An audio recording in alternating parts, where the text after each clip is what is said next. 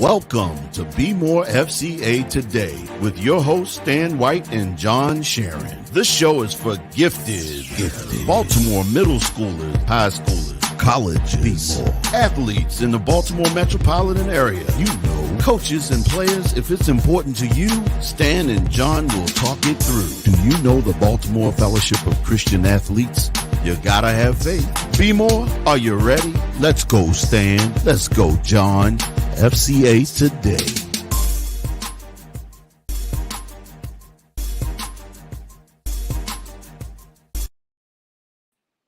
What's up, family? Good evening. It's your boy, Pastor John, back at you again, Big John 316, Coach Honey, whatever you know me as. We back in the building for another episode of Be More FCA Today. So, listen, this weekend was absolutely epic. It was epic. And we had an amazing time, an amazing banquet. And if you weren't there, you really missed out. We had a whole bunch of coaches from around the city of Baltimore, and we celebrated the coaches for all of the work that they did. And so it was incredible. The energy was beautiful there. The Holy Spirit of God was there. I really believe God was pleased with what took place. And we honored coaches. We just took the time to just say thanks, to just thank the coaches for all the wonderful and powerful work that they did. And the only coach that was missing was you, Coach. But guess what? We didn't forget about you. We got you. Don't worry about it. John Harbaugh came to speak, and he gave a wonderful, wonderful message to coaches all over the city of Baltimore. And it was tailored directly for the coaches in the city of Baltimore. And Coach Harbaugh came, and there was a couple of other speakers that came, but Coach Harbaugh came and gave some wonderful, wonderful nuggets and jewels to help us as coaches to be better coaches and to be the type of coach that will impact the lives of young people, not just for time, but for eternity. And so what we did was we looked out for you. You didn't make it. You couldn't be there. But we love you, and we still appreciate you, and we didn't want you to miss out. So what we did was we taped it for you. And guess what? Your boy got you. So today, we're going to run it back for you. We're going to run back Coach Harbaugh's speech. So listen, I want you to run and get a pen, run and get a piece of paper, whatever you take notes on your tablet, all of that, because he dropped 9 wonderful jewels for every coach. And you're going to want to get these jewels because it'll change your life forever and the way that you coach. So without further ado, we're going to run back the video from this weekend's celebration of coaches FCA banquet. Let's check that out. Go to the video. Coach John Harbaugh.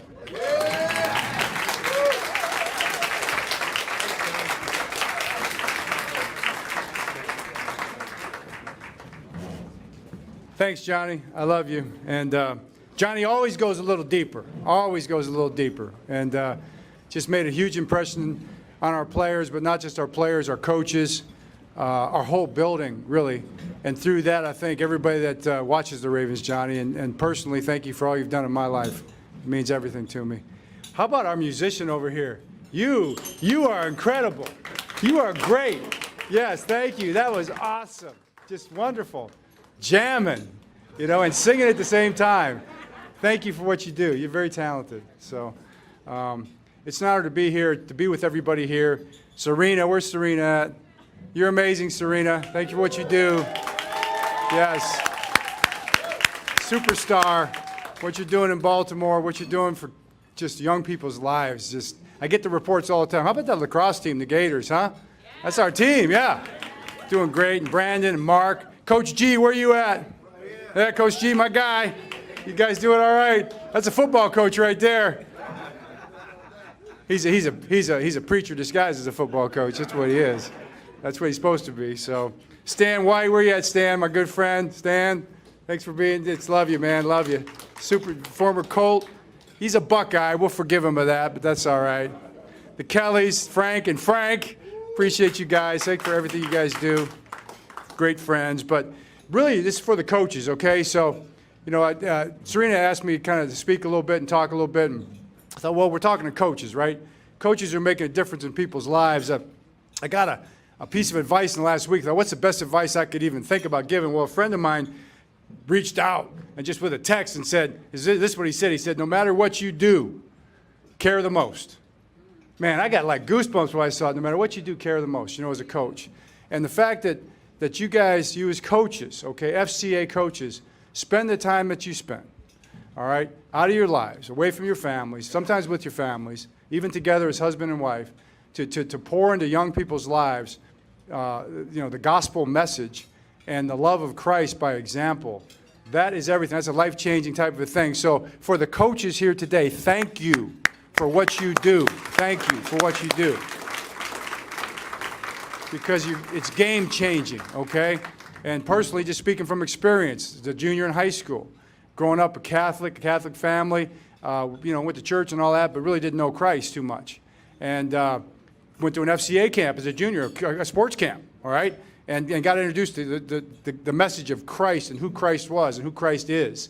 And it changed my life forever and started me on a trajectory, not a real steep trajectory, I'll have to admit sometimes, a little bit flat, ups and downs, but a trajectory toward faith and everything. So I know that Billy Graham once said, and I think it's our motto here at FCA, right? More impact, coaches make more impact in a year than most people will make in a lifetime. That is so true, and that's what you're doing, so thank you. And I thought I'd do is just kind of share some leadership ideas that are gospel-based. We try to make everything gospel-based, right, Johnny? Most of the time we just let them know who we are, and they all know where it's coming from. Other times we disguise it just a little bit. Then they got to come back around and figure it out. Oh, I think I saw that in the Bible. I think you did. I think you may have, perhaps. So that's kind of where it comes from. But there's a lot of forms of leadership, a lot of styles, a lot of methods, as many as there are people. And that's an important thing to remember. Another piece of advice, I've kind of been carrying this one around with our team ever since I got here, be yourself, everyone else is taken. Everybody's kind of heard that one before, right? Be yourself, everyone else is taken. Then we had Jacoby Jones. I had to rethink that for a minute, okay? Jacoby was himself and no one like him. And that's the beauty of being a coach, on a team. You get, especially a football team, but you get people from every walk, every talk, every race, every space, every religion, everything there is, all to come together for a purpose. And the purpose ends up being football. But beyond that, you see the purpose is really about building a team and being together and changing people's lives and having things you remember for the rest of your life. And then as a leader, circumstances are never ending, and they're never the same. So it's every kind of different person gets an opportunity to lead in their own way. And then every type of person, every type of guy, every type of gal has got to lead through every type of circumstance. And they're never going to be the same. They're always going to be different, right, Coach G? And you got to deal with them as they come. But the principles remain the same. So I've got 9 ideas here, the same kind of 9 ideas. I hope they come up will they come up on the screen there? If not, I'll just kind of read them out to you. I don't know if we had a PowerPoint. Maybe we got them, maybe we don't. If we don't, I got them right here, and I'll leave them here. Maybe someone can run some copies. But this is just what I'm talking to our coaches about this spring. So here are the 9 things. I'll read them for you. Number 1, your intentions should be easy to read every day as a leader. All right? Number 2, people follow people more than ideas. All right? 3, in relationships, trust is the key that opens all locks. Right? There's a theme here, right? You've all probably in your morning study, these are the same things that come through. Number 4, make each person feel like they are the most important person. 5, do not expect reciprocity for all your relationship efforts. Control your tongue. James talked about that. Man, that's been hitting me hard for my whole life. Never live in the world of loss. Make sure you know what you're talking about. It's kind of important, right? I think Paul talked to Timothy quite a bit about that. And then last but not least, be a great example, okay? So number 1, your intention should be easy to read every day. Why you do what you do, what you say, it should be obvious, okay? We tell our coaches, don't play poker with the players. Sometimes you'll hear players say, matter of fact, a young lady who's a lacrosse player that's doing an internship for us in analytics, like this brilliant girl from Haverford College. I asked, how's it going with your team? She goes, well, sometimes the coach plays mind games with us. Mind games, man. I never want to be a coach and hear that I'm playing a mind game with somebody. They should be talking about you saying, well, you may not like what you hear, But he's going to tell you what he really thinks. He's going to be honest with you, right, as a coach. So be forthright and be upfront with people. And then the verse piece here, I don't know if we get to the next slide there. There we go. The verse piece here, that's great. That's awesome. Matthew 5:16. Johnny, you helped me with this. Thanks. I gave Johnny the messages. He gave me the Bible verses. Matthew 5:16. In the same way, let your light shine before others, that they may see your good deeds and glorify your Father in heaven. All right? Let your light shine. Number 2, people follow people more than ideas. And I'm not going to read John 1 through 35 through 45. I'll kind of talk about it. But really, it's what it's about there, that long verse there. And you all know this verse, this story, is when Jesus started gathering up his disciples, all right? He just kind of came. It seems like when you read it, he just kind of came across them and found them and said, come on, let's go. And they said, all right. I'm thinking there was probably some conversations that went on or something that drew these guys. I know John talked about it and said, there is the Lamb of God right there. There he is. That got everybody's attention. And then there's something about Jesus the person. He said, follow me. He didn't say follow this idea, follow Christianity, follow this. He couldn't have even told the story. They wouldn't have believed him before it happened. They didn't believe him after it happened. And then they figured it out, right? But he just said, follow me, and they followed the person. People follow leaders who care about them, care about their success and well-being. People who are willing to be their believer, their motivator, their pusher. Okay? Push them to greatness, to do hard things sometimes. Who in this room has been successful that hadn't had somebody along the way that believed in them, right? So like we might think about it. I might think about who won the NBA last year. All I know is the Bucks because I like the Bucks. But who won 2 years ago? Okay, it's hard to remember. I can't even remember who won the Super Bowl last year. Well, it was the Rams, but I won't speak about that, you know? If it's not the Ravens, I don't want to know.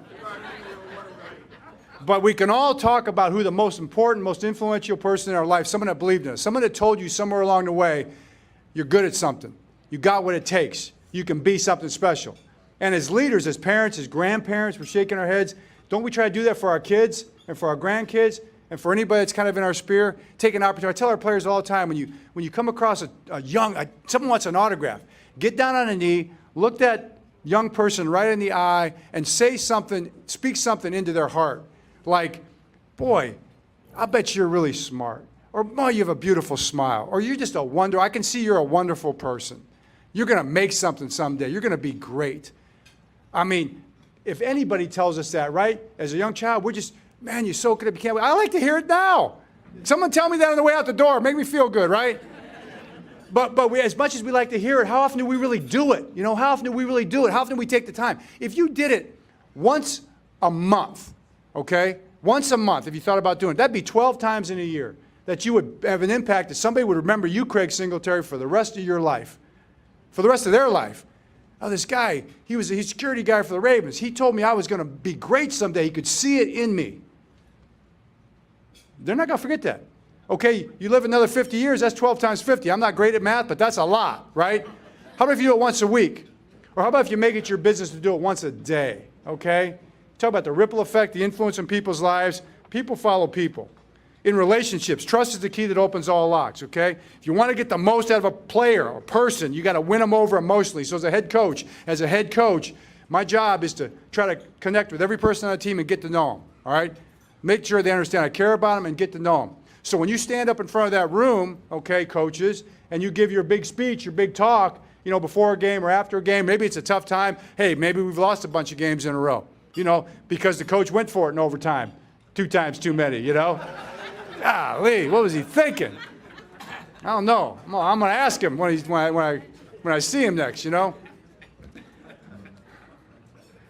But to connect with the room, you got to connect with each person. So as I look at every player in that room, I got a relationship with that person already. I got a relationship with Johnny or with Lamar, okay, or with Calais Campbell. I already know what he's worried about. I already know what his hopes are. I already know what he's mad about. I already know what he's happy about. Because you got to work out and talk to him every single day. You've already won the room over one person at a time, right? The relationships is the key. Trust that opens all locks. 1 Corinthians 8, 2 and 3. Those who think they know something do not yet know as they ought to know. But whoever loves God is known by God. God knows us all right? Inside and out and intimately. We're all the most important person in the world to God, right? Every single one of us is the most important person. Number 4, make each person feel like they're the most important, which dives right into what we're talking about.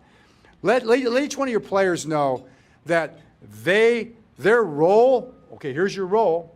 This is why your role is a most important role for us. And you're a most important player to us. And most definitely, you're the most important person I'm talking to right now in this instant. So you get all my attention as I explain to you what's important to you. And I know this because my daughter's a player now. She plays lacrosse. And I've seen coaches. And I didn't really get this. I didn't really get this until about 10, 12 years ago when she started playing, and I would watch coaches coach her. And I would say to myself, oh, I don't like, that wasn't very good. I didn't like the way they said that. Or other coaches, boy, that was really, she'd have a great day. She'd come home all pumped up. What did the coach say? Coach said something. I learned from that. I thought to myself, you know what, I've been falling short on that. I haven't been doing a good job of putting myself, oh, how about in the player's parents' shoes? Like, hey, like if I'm a dad, I ask her every night, what'd the coach say? What'd you do today? How'd practice go? You know, what'd the coach say, right? All the time. She's like, she can't remember half the time, or she don't want to tell me. I'll get it out of her, though, you know. You got to go all good, okay? But I realized that I owed that to the player. I owed that to the parents. I owed that to the people that put that person, my young person, in my care. Just tell them what you think, and if you can, build them up as much as you can in an honest kind of a way, and let them know how valuable they are and how much they mean, all right? And then when things aren't going good, why am I not playing, Coach? You know what? Because you're not playing fast enough. You're missing too many tackles. You don't know your assignments. Let's get that fixed specifically, and you're going to be okay. Romans 2:11, for God shows no favoritism. Again, he loves everybody, number one. Do not expect reciprocity in these relationship efforts. You will not come out even. It's not a transaction. It's a transformation, right? That's what leadership is. It's not the goal of the leader, okay? But also take note of this as a leader. This is also a truth. People are mostly compelled to reciprocate the feelings you create in them. So if you create a good feeling in your players, a feeling that you love them and you care for them, because you actually do, because everybody can read through when you don't, all right? Then you got a really good chance of them reciprocating back to you in some form or fashion. In other words, you build a good team. John 3:16, I don't think there's any reciprocity in this one. For God so loved the world that he gave his only Son, that those that believe in him shall have everlasting life, right? His everlasting, his Son. Number 6, ooh, boy, control your tongue. Okay? Negative and intimidating emotions create negative and intimidated teams, all right? So you want a team that is negative and intimidated, then be negative and intimidating towards them. You want a team that's positive and uplifting and full of energy, and bring that every single day, right? That's what you're going to get from your team. Dick Vermeil said, you can't expect a player to play like a champ when you treat him like a chump. That was powerful when I heard that, all right? And how many coaches do that? I don't know why, but why do we do that sometimes? Because we feel, I don't know, maybe the player didn't act the right way or didn't carry himself the right way. We do talk to our guys about bad body language and good body language, you know, but you got to inform them. But if you start treating the guy all the time like he's the guy or the gal, like he doesn't matter, that he's not meaningful, then you know what? He's going to start believing it. Then you're not going to have a player that's playing very well, you know?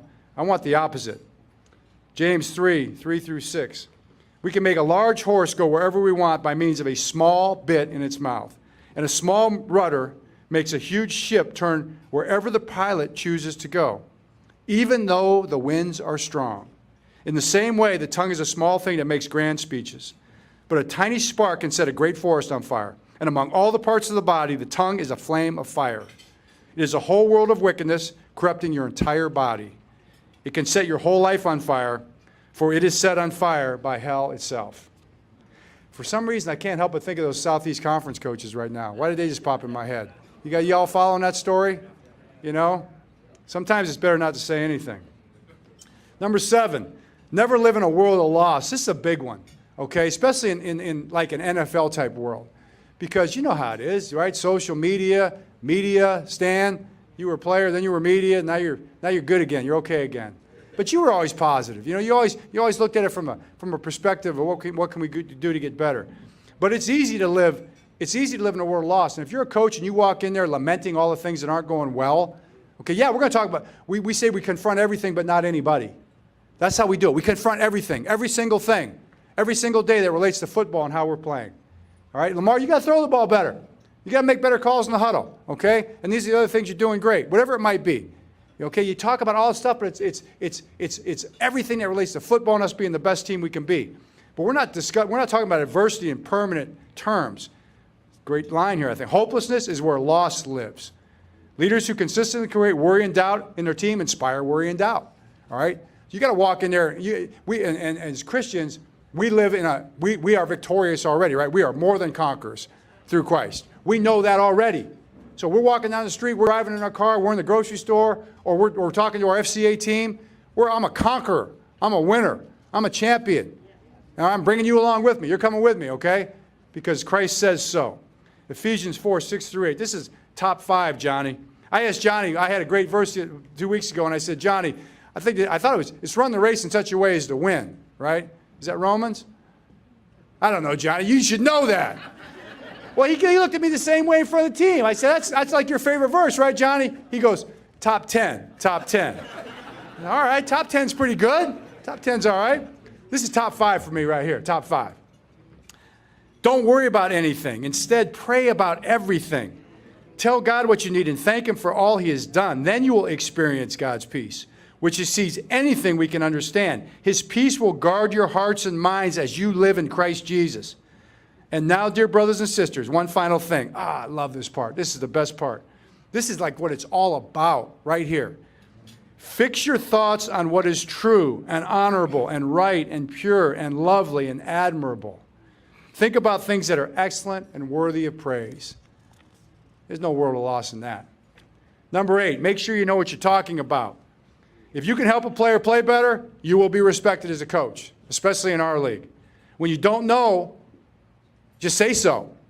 All right? Everybody can respect that. Say so, and I'm going to go find out. We'll get the answer for you. The only way to lose your team is to pretend you know what you don't. Okay? 1 Corinthians 14:6-9. Dear brothers and sisters, if I should come to you speaking in an unknown language, how would that help you? And I think this also goes to being clear, all right? Being simple in what you say and being clear in your vision. You don't need to use a bunch of big words or as a coach stand up and act like you give a bunch of terms that fool everybody. Football is not that complicated. There's a lot to it, but it's straightforward, okay? So speech should be straightforward, I know as a football coach for sure. But if I bring you a revelation or some special knowledge or prophecy or teaching that will be helpful, even lifeless instruments like the flute or the harp must play the notes clearly, or no one will recognize the melody. And if the burglar doesn't sound a clear call, if the bugler, not the burglar, if the burglar sounds a clear call, we're going to get him, all right? My advice to burglars out there is but the bugler has to sound a clear call. How will the soldiers know that they are being called to battle? It's the same for you. If you speak to people in words they don't understand, how will they know what you're saying? You might as well be talking into empty space, all right? And that's advice I give to our coaches, all right? Last and definitely not least, actually number 1, after service, to lead by example, because you know how many times, guys just say all the time, we're in the draft, what kind of leader are you? I try to lead by example. Oh, okay, well, what do you do? You know, that's the next question. And some guys have good answers and some guys don't, you know. If you're going to lead by example, that means you're actually doing it, right? Okay? Set an example worth following. Actions speak for themselves. Actions are at the heart of your credibility as a coach. And it's no shame to be who you are, like we said back in the beginning. Like everybody knows where I stand as far as what my beliefs are, my faith. I'm not out there, Johnny. I'm not preaching every day, okay? But I think I am preaching every day by what I do, I hope, okay? But they know the basis and the foundation of all of our messages and where we're coming from. I'm not ashamed of that. I'm actually very proud of that, okay? That is honorable. That is good. You're not trying to fool anybody. Let them know who you are, okay? But then when you do that, man, you better follow up with what you do, because if not, you have no credibility, right? And then when you make a mistake, what do? You know what? I made a mistake. I messed that up, okay? I got to do better than that. If your actions prove your words, you are legit. Whatever you want your team, I would say your people, whatever you want your team to become, be that. You want your team to be classy, you got to be classy. You want your team to be tough, you got to deal with things. You got to be tough. You want your team to play hard, you better work hard as a coach. Okay? They're going to reflect you in what they do. James 2:14-16. What good is it? Boy, James, man, he got right to it, didn't he? James didn't mince any words now. He told it. And that James was Jesus' brother, right? Okay? What good is it, my brothers and sisters, if someone claims to have faith but has no deeds? Can such faith save them? Suppose a brother or sister is without clothes and daily food. If one of you says to them, go in peace, keep warm and well fed, but does nothing about their physical needs, what good is it? In the same way, faith by itself is not accompanied by action, is dead. Okay? So, yeah. Be a great example. Okay? So that's my leadership message. And I think maybe there's a couple questions out there about the Ravens. So let's get at least 3 questions in here. I'm not afraid. I'm not afraid. What do you got for me? Who's got a good Ravens question? Someone's got one. Someone start. Yeah, you got what?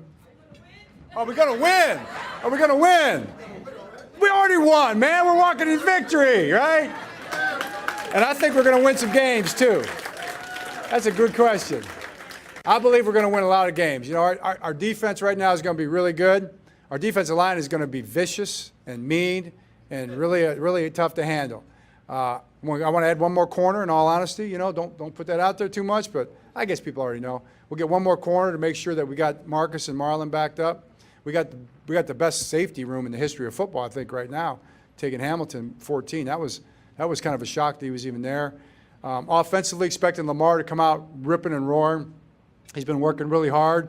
Everybody's talking about the receivers. I like these young guys. I'm excited about these young guys, you know. Let's give these guys a chance and see how they do. And if we add one between now and then, that'd be all right too. You know, we're not afraid of that. Tight end room is ridiculous. Offensive line is going to be vicious, big, strong. We're going to be big. We're going to be big and powerful in the trenches on both sides. And then running backs, man, I hope we get those guys healthy, but we got some other guys. This young kid who's from our area, from Baltimore, Beatty, played Little League football up there in right near our facility there. What's it? Deer Run Elementary School, I think. Deer Park, right? The black and yellow team. That's Randallstown. It's Randallstown. I think you play for Randallstown. The black. Why are they black and yellow? I don't understand that. All right, got a question over here.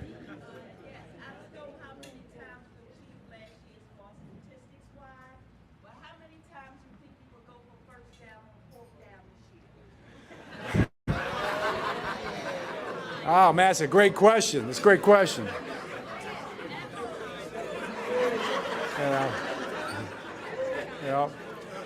You know, I'll be honest with you.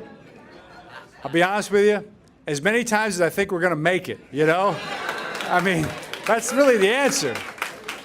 Everybody wants to talk about analytics and stuff. You know, I mean, it's part of it. But really, as a coach, you got to go with your gut. You got to go with what you think is. You got to go. If I think I'm going to make it, I'm going for it. If I don't think we're going to make it, I'm punting. It's pretty much that simple, you know. So, you know, if we're running the ball good, and I feel like Lamar's feeling it, you got Lamar back there. You got a pretty good shot. So we'll go for a lot, actually, but it's because of him mostly. Yeah. Yes, sir.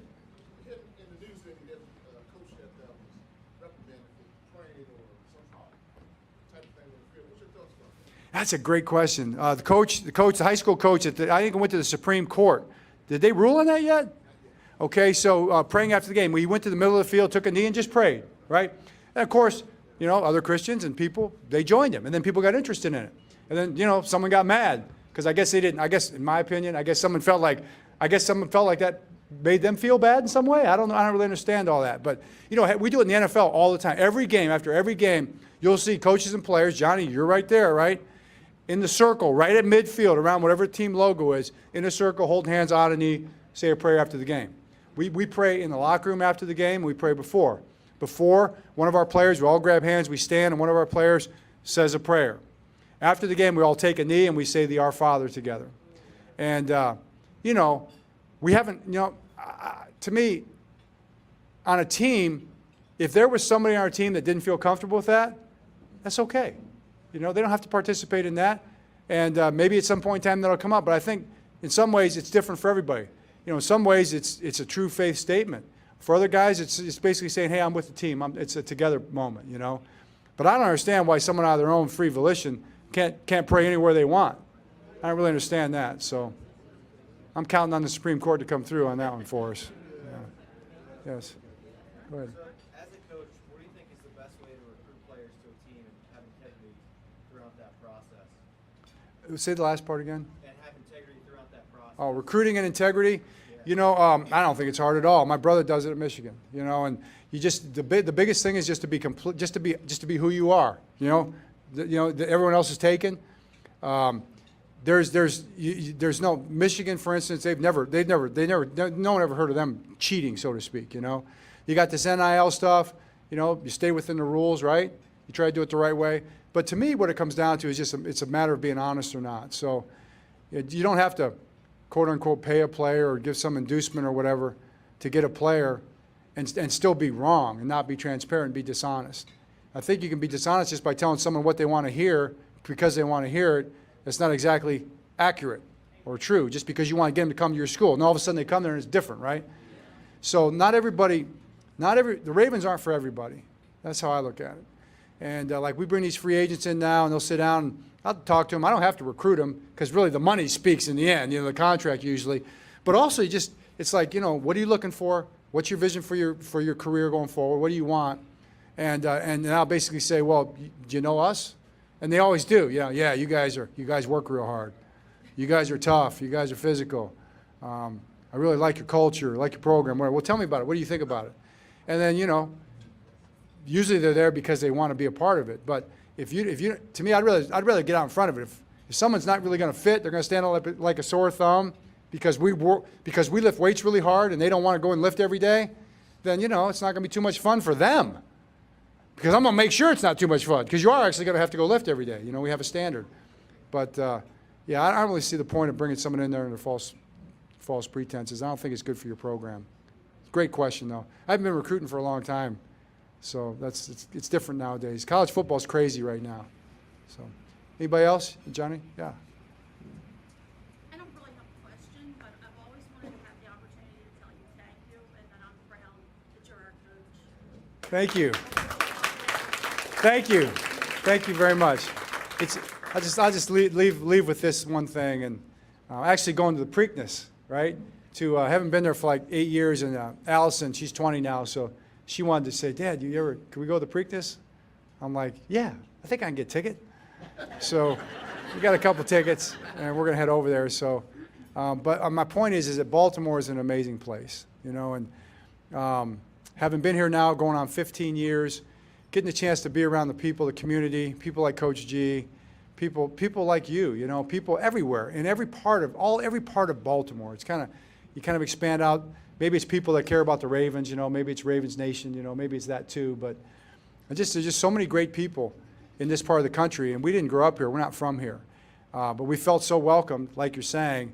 And then just watching, it's real around here. It's genuine.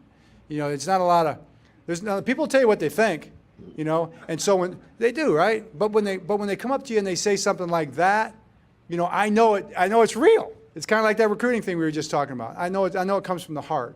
And we just treasure that. My wife and I just treasure that, and we're proud to be from Baltimore. I don't even know how you say it. A Baltimore what? It's really hard to say. Baltimorean, whatever. Okay, or as Ed Reed would say, be more. From Be More. It's an honor to be here and be a part of you. But FCA is a great organization. I love FCA. It changed my life. And love supporting it. We'll continue to support it. Serena, everybody else. Coaches, thank you for what you do. When you want to come visit practice, just let Johnny know, all right? And we'll get you out to practice. You can watch practice, okay? All right, thanks, everybody. Appreciate you guys.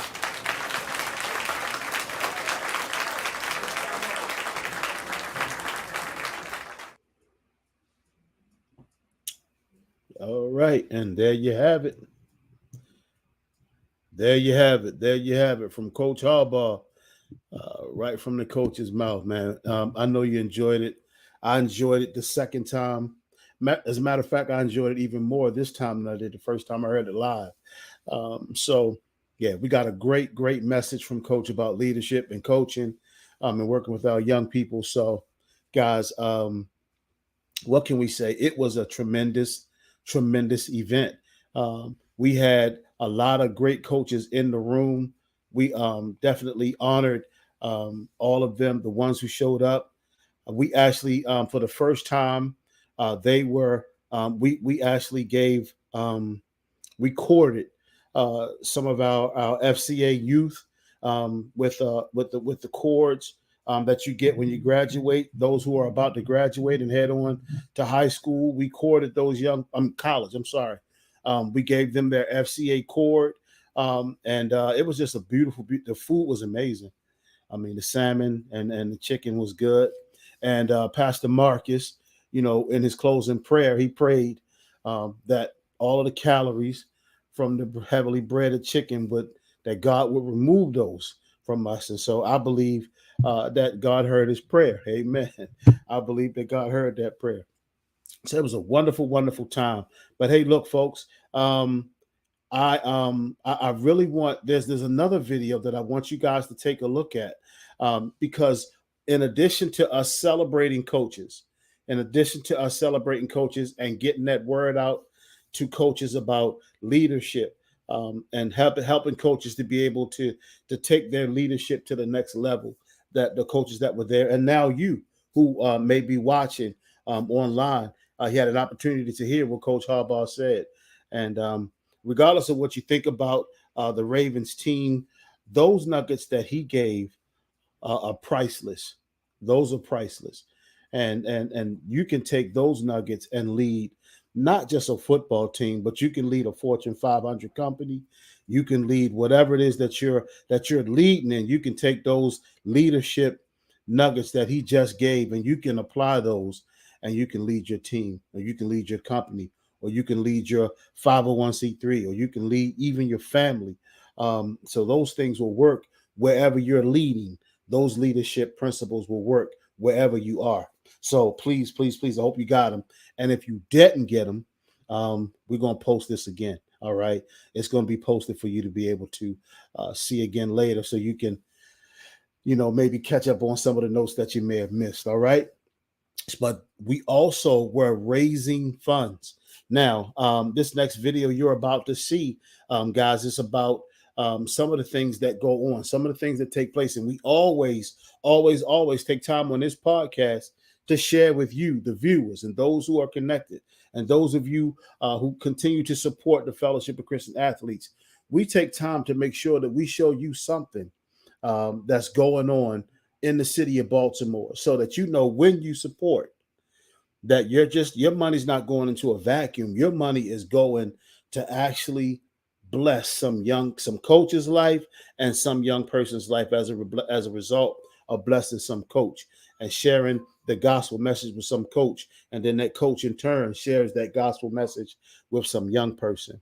And so this next video, you'll get an opportunity to see just how what we do, how it impacts the lives of young people in the city of Baltimore.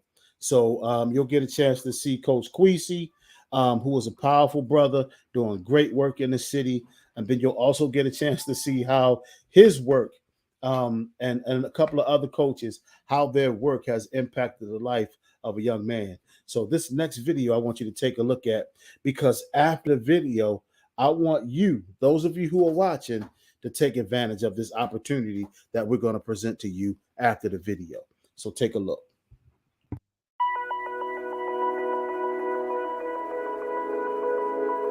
Think about how serious the title of coach is.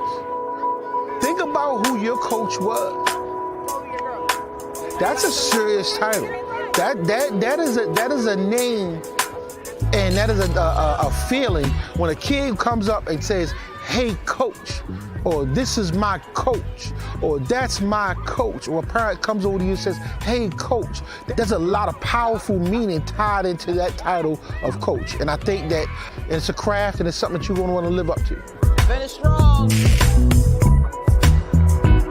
Yes! I tell people all the time that, I don't remember a lot of my teachers, from, elementary school or middle school, whatever. I couldn't tell you a lot of their names, but I can tell you every one of my coaches.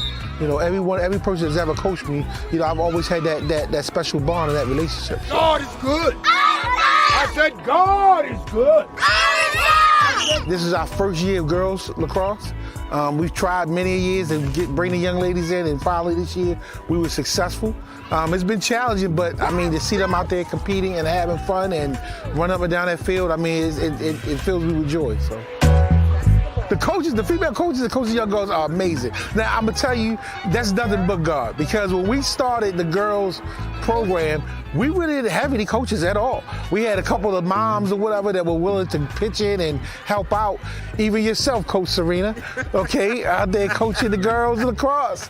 Can I tell a story? You can tell the story. So we were giving away backpacks to the girls. And I told all the young ladies, I said, listen, Sister Serena is, giving y'all the backpacks.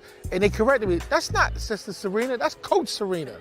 And that just made me feel so good. I know it had to make you feel good as well. It did. Fix up. Chillax on 3. 1, 2, 3.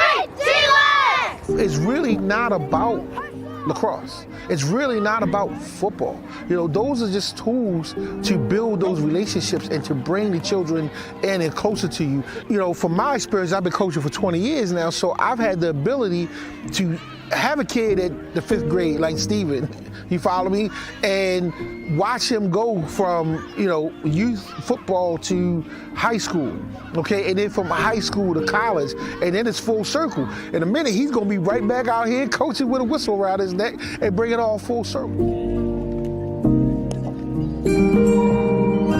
FCA, the first time I was involved was 7th grade. I was at Roland Park Elementary Middle School. The huddle was a good relationship, really. It was a loving atmosphere that I felt. I was with Miss Fond and Miss Higgins at the time, and they really brought me in, and it was helpful for me. They really came together.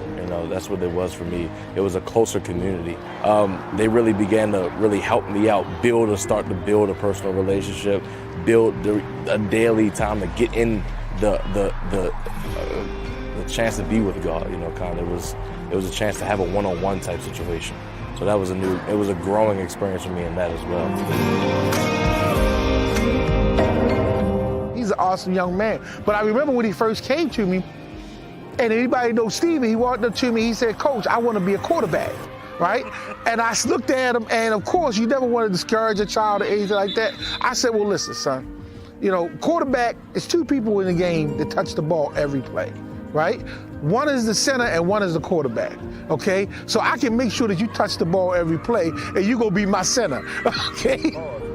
I wanted to be a quarterback, but, he wanted me to snap the ball. He kind of brought it to me like, you want the ball in your hands? I was like, yeah. He was like, so you're gonna snap the ball? I was like, okay.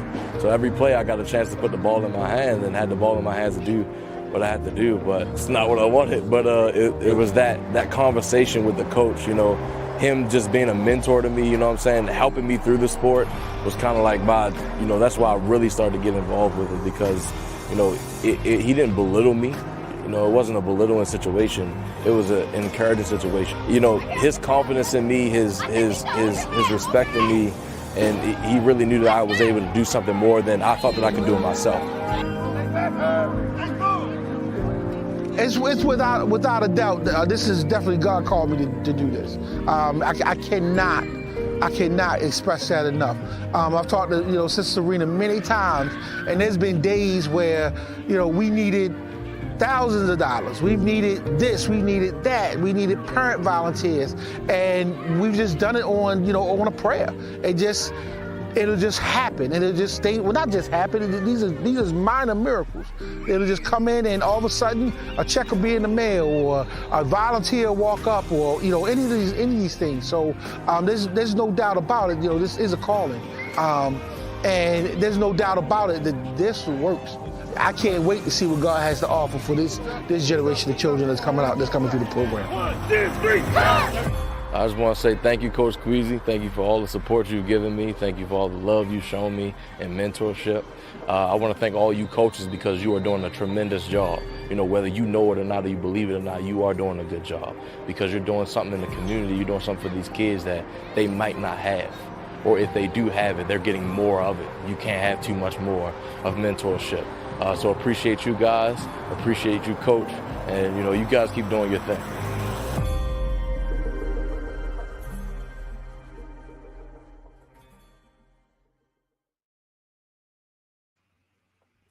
So there you see firsthand, ladies and gentlemen, how the Fellowship of Christian Athletes can impact a life from a young child all the way up to now to an adult male who now is a part of the work.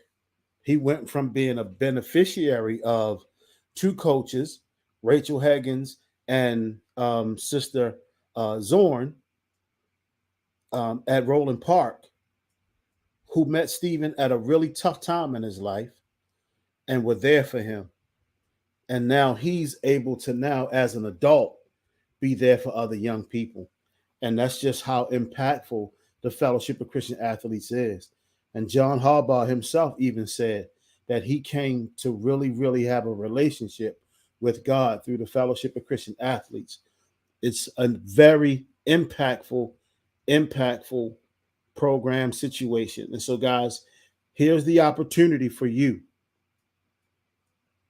We're still in our fundraising phase, and we've raised quite a bit, and we're thankful to every one of you, every person who's given, whatever you've given thus far. We want to take this opportunity to thank you from the bottom of our heart. You are sowing into really wonderful soil, and we want to take this opportunity to just say thank you for what you did, and thank you for the very generous, because we've raised quite a bit, and we're grateful. But we still in the fundraising phase because we didn't reach our goal yet. Our goal was to raise $150,000, and that may sound like a huge number, but when you're talking about staffing, we still have to hire more people. We still have to make sure that each of the huddles that we have all over the city and all of the schools, that they get all of the things they need, that they get Bibles, that they get all the supplies that they need. We need to make sure that we take care of everything that needs to be taken care of. And so it is a wonderful, wonderful opportunity for you. You'll never be able to beat God-given. And when you sow, whatever it is that you sow, you'll reap a harvest of that which you've sown. And if you sow good seed and good soil, you'll reap a good harvest from what you've sown. And so this is just an opportunity for you to sow some of your good seed in good soil and watch God give you the increase because of what you did to help us do the work that we do in the Fellowship of Christian Athletes. So if God is impressing it upon your heart tonight to sow and to give and to help this work that we're doing, I want you to go to www.baltimorefca.org, and right there is where you can contribute it. I can tell you again, it's www.baltimorefca.org. There it is on the screen. You can go there, tap in, contribute to the great work that's going on, and you can help some young person life change forever. Who knows? We might. Absolutely. Thank you, Nichelle. It also helps with camps and scholarships. And we have a bunch of those coming up to help kids be able to go. There it is on the screen, baltimorefca.org/donate. And I'm sure that's Sister Serena typing, and she says, thank you. She is our area director, and we are so grateful for such. And that was her son that you saw on that clip. Powerful young man, and their family is doing great ministry here for the Fellowship of Christian Athletes. So if you want to take advantage of the opportunity that's been presented to you, don't hesitate to go to that website and give. Can't beat God giving. You can't outgive him. You can't do it. There's no way. There's no way to outgive God. Forget about it. All right. So you got a chance to see Coach Queasy and those wonderful young ladies who are playing lacrosse. I like the little, 1, 2, 3 G-Lax. I like that. That's fiery for me. I like that. I like that kind of stuff. So, guys, if you didn't get a chance to make it to this year's Coaches Appreciation Banquet, guess what? It's going to be another one next year. So when the registration comes and when you hear about it, if you're a coach in Baltimore City Public Schools or wherever you're coaching and you get the invitation to come, make sure you RSVP, because it's only going to get bigger and better from here. All right. So at this time, guys, I want to thank everybody for tuning in. Again, I want to take this opportunity to thank everybody who came. I want to thank Coach John Harbaugh. I want to thank the entire board. I want to thank Johnny Shelton from the Baltimore Ravens, because I know y'all thought when, Coach Harbaugh kept saying Johnny, he was talking about me. but he wasn't. He was talking about Johnny Shelton. He was talking about the chaplain from the Ravens, who is a tremendous brother, powerful man of God. He's doing an awesome job. With the Ravens, and I know that brother prays a lot, for our team. We just had a kicker last year kick a 63-yard field goal. I mean, stuff like that only happened with a praying chaplain. Amen. How about that? All right. So you can also sow into this podcast. If you like the work, if you like this podcast and this podcast is being a blessing to you, also you can go to the website and sow. All right. So guys, with that being said, take the opportunity to be a blessing. Tune in 2 weeks. We'll be right back to you. I got a surprise for y'all coming up next week. I got a surprise. So I'm in 2 weeks. Let your friends know, because it's in 2 weeks. We coming back heavy. So you guys stay with me. Keep rocking with me. All right. So at this time, I want you guys to continue to keep each other in prayer. I'm asking for special prayer today for my family. I don't want to go into too much of the specifics, but my family is going through something, a little season right here with my dad. So I just want you guys to keep my dad in your prayers. All right. Do that for me. I appreciate you. And I love each and every last one of you. Can't do nothing about it. You can't do nothing about it. So at this time, it's your boy, Pastor John, Big John 316, Coach Honey, whatever you know me as. I want you to know I love you and I appreciate you, and I want you to have an awesome rest of your week. We signing out. Be More FCA today. Take care and God bless. We'll see you in 2 weeks. Bless up. Welcome to Be More FCA Today with your hosts Stan White and John Sharon. This show is for gifted Baltimore middle schoolers, high schoolers, colleges, athletes in the Baltimore metropolitan area. Coaches and players, if it's important to you, Stan and John will talk it through. Do you know the Baltimore Fellowship of Christian Athletes? You gotta have faith. Be More, are you ready? Let's go, Stan. Let's go, John. FCA Today.